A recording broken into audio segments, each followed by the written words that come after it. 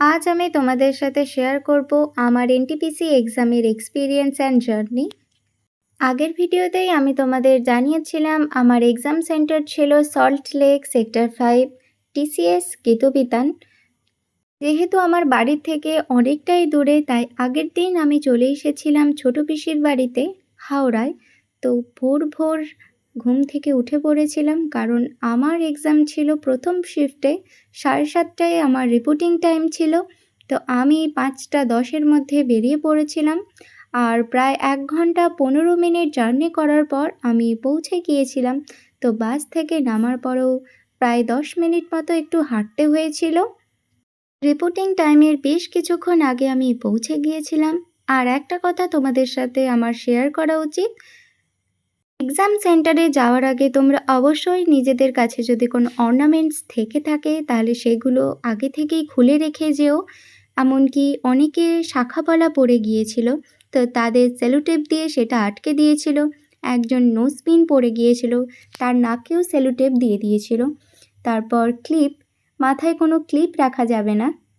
আর যে জিনিসগুলো অবশ্যই তোমাদের ক্যারি করতে হবে সেগুলো হলো অ্যাডমিট কার্ড, আধার কার্ড, প্যান কার্ড আর 2 কপি ফটো। তো প্রথমে এক্সাম সেন্টারে ঢোকার পর আমাদের আধার কার্ড দিয়ে এন্ট্রি করে নিয়েছিল, তারপর বলে দিয়েছিল কোন ফ্লোর আর কত নম্বর ল্যাবে। ল্যাবে যাওয়ার আগে তোমাদের একটা ফর্ম ফিল আপ করতে হবে, চেকিং হবে, একবার স্ক্যান হবে, তারপর যে যার নিজের ডেস্কে চলে যাবে। আর ফর্মের উপরেই লেখা ছিল কে কত নম্বর ডেস্কে বসবে। এক্সাম চলাকালীন তোমাদের টোটাল 4বার থাম ইমপ্রেশন হবে। তারপর আমার এক্সাম হয়ে গিয়েছিল। এক্সাম শেষে আমি একটু ধোসা খেয়েছিলাম, কারণ সকাল থেকেই সেইভাবে কিছু খাওয়া হয়নি, কারণ প্রচণ্ড টেনশানে ছিলাম।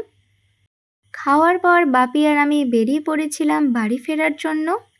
আমাদের সাথে দাদাও গিয়েছিল, কিন্তু দাদার যেহেতু অফিস ছিল তাই দাদা আগে চলে গিয়েছিল। এক্সামের দিন সকাল থেকেই প্রচণ্ড বৃষ্টি হয়েছিল, আর ছিল প্রচণ্ড ট্রাফিক জ্যাম।